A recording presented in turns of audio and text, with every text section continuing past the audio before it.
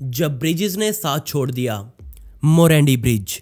14 अगस्त 2018 के दिन गिनेवा के अंदर बने रोड्स पर बने एक पुल ने अपना संतुलन खो दिया। असल में उस दिन यहाँ तेज बारिश के साथ आंधी तूफान आया था और इस ब्रिज के हादसे में कुल 43 लोगों की जान एक ही झटके में चली गई। असल में ये ब्रिज सन 1967 में बनकर तैयार हुआ था और इसे उस समय का इंजीनियरिंग का चमत्कार माना जा रहा था। इसकी चर्चा पूरी दुनिया में इसलिए भी थी क्योंकि यही एक ब्रिज था जो इटली को फ्रांस से जोड़ता था। इसे पूरी तरह से कंप्रेस्ड कंक्रीट और स्टील की सहायता से बनाया गया था, लेकिन समय के साथ साथ पानी की मार से वो स्टील जंग पकड़ता गया। इसे बनाने वाले डिजाइनर्स का नाम मोरैंडी ही था और उन्होंने खुद सरकार को इसे रिपेयर करने का सुझाव दिया, लेकिन किसी ने उनकी बातों पर ध्यान नहीं दिया और फिर 14 अगस्त के दिन एक तूफान ने इस ब्रिज के कमजोर हिस्सों को और कमजोर कर डाला। आप शायद विश्वास ना करें, पर इस ब्रिज का पूरा 690 फीट लंबा हिस्सा पोल्सवेरा नदी में आ गिरा।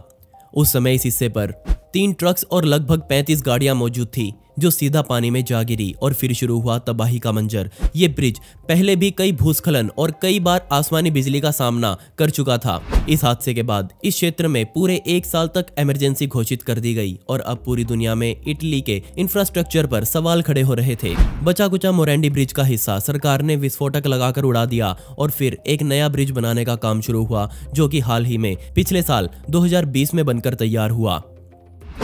Dixon bridge disaster.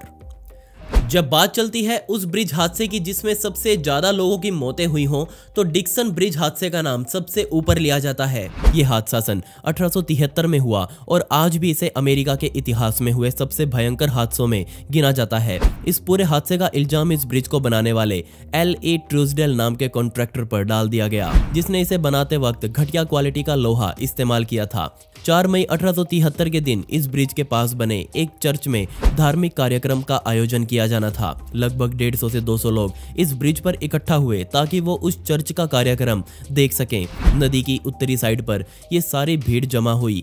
चर्च का कार्यक्रम चल ही रहा था और तभी इस ब्रिज ने वाइब्रेट करना शुरू कर दिया। वहां खड़ी पूरी भीड़ ने चिल्लाना शुरू कर दिया और तभी ब्रिज का उत्तरी हिस्सा नदी में जा गिरा।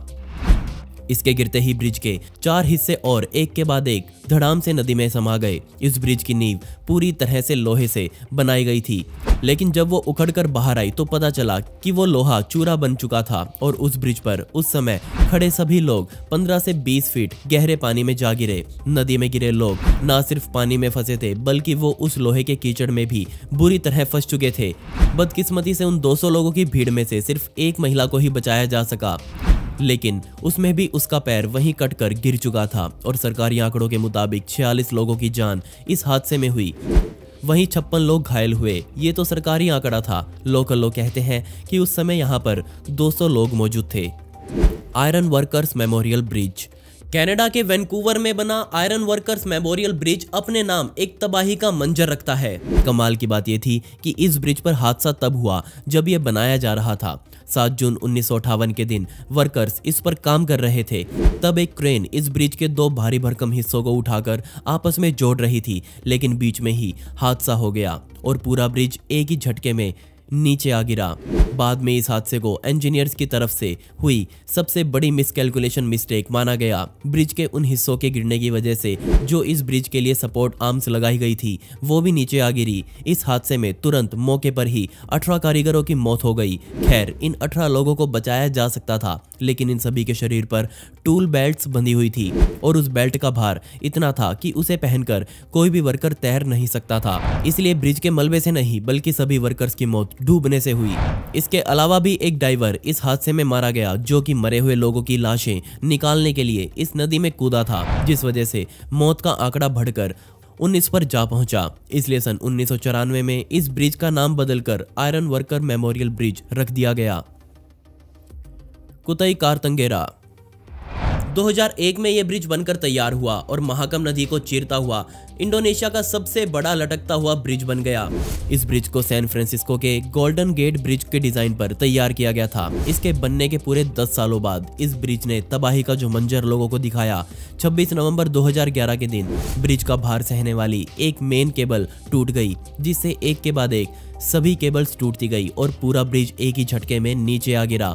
जो बचा था वो थी सिर्फ 2 बड़ी बड़ी तारें और 4 पिलर्स। इस हादसे में मौके पर ही 20 लोगों की मौत हो गई और वहीं 19 लोग आज भी लापता हैं। 40 घायल लोगों को भी नदी से निकाल लिया गया। इस हादसे के पीछे बहुत आम सा कारण जांचकर्ताओं को पाया। जिन बोल्ट्स की सहायता से इन केबल्स को बांधा गया था वो सभी ब्रिटल के बने हुए थे, जो कि एक प्रकार का कास्ट आयरन ही होता है, और हादसे के समय कारीगर उन बोल्ट्स को ही बदलने वाले थे, लेकिन उनके बदलने से पहले ही ये ब्रिज और उसकी केबल्स साथ छोड़ गई। चश्मदीदों के अनुसार कारीगर पूरे ब्रिज को जैक पर लगा रहे थे, लेकिन इस वजह से ही मेन केबल पर ज्यादा भार आ गया और पूरा हादसा सिर्फ 20 सेकंड्स में हुआ। जी हाँ, सिर्फ 20 सेकंड्स में पूरा ब्रिज नीचे आ गिरा। ब्रिज की मरम्मत करते समय आम नागरिकों के लिए इसे बंद नहीं किया गया था, जिस वजह से मौत का आंकड़ा और ज्यादा बढ़ गया। गुनिया ब्रिज कोलैप्स। मार्च 2007 में गुनिया के दक्षिणी हिस्से में बने एक ब्रिज से बह जाने से लगभग 65 लोगों की मौत हो गई।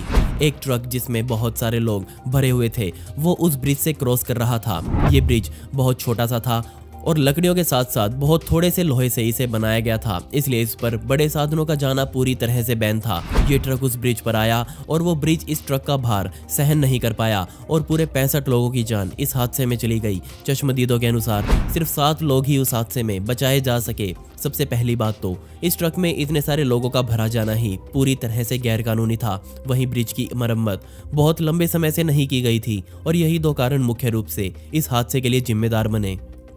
रफीगंज डिजास्टर।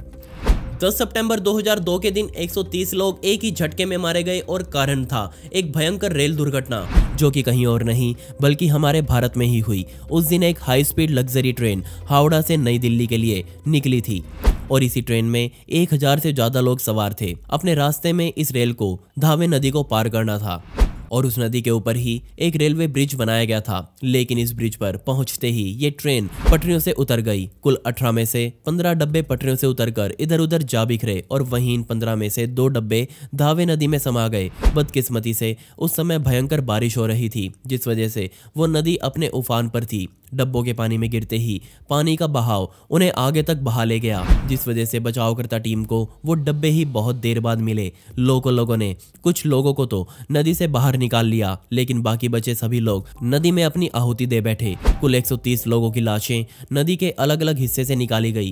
ये तो सरकारी आंकड़ा था। वहीं चश्मदीद लोग कहते हैं कि लगभग 200 लोगों की जान उस समय इस हादसे में गई थी। बहुत से लोग आज भी उस हादसे की वजह से लापता हैं और उन्हें अभी तक ढूंढा नहीं गया है। आज भी उस हादसे का कारण पता नहीं चल पाया है। एक थ्योरी ये कहती है कि ये ब्रिज अंग्रेजों के समय पर बनाया गया था, जिस वजह से ये बहुत पुराना हो चुका था। वहीं कुछ लोग कहते हैं कि इस ब्रिज पर लगी पटरियों पर जो मोटी मोटी फिश क्लिप्स लगी होती हैं वो यहाँ उस समय गायब थी। अब चाहे उन्हें चोरी किया गया हो या फिर जानबूझकर निकाला गया हो, हादसा तो हो ही गया और सैकड़ों लोगों की जान इस हादसे में गई। दोस्तों, पिछली वीडियो का शाउट आउट जाता है जिसू इन योर एरिया, जिन्होंने बहुत ही प्यारा कमेंट किया था। इस कमेंट के लिए आपका बहुत बहुत शुक्रिया। आप कमेंट्स में पिक में लिख सकते हैं, जिससे आने वाली वीडियोस में आप में से ही किसी एक को शाउट आउट दिया जाएगा। आपको इनमें से सबसे भयंकर दुर्घटना कौन सी लगी मुझे नीचे कमेंट सेक्शन में जरूर बताएगा। और इस वीडियो का पार्ट 2 चाहिए हो तो कमेंट्स में पार्ट 2 जरूर लिख दें। ऐसे ही इंटरेस्टिंग वीडियोस देखने के लिए मिस्टीरियस दुनिया को अभी सब्सक्राइब कर दें। मिलते हैं अगली वीडियो में। ये वीडियो देखने के लिए धन्यवाद।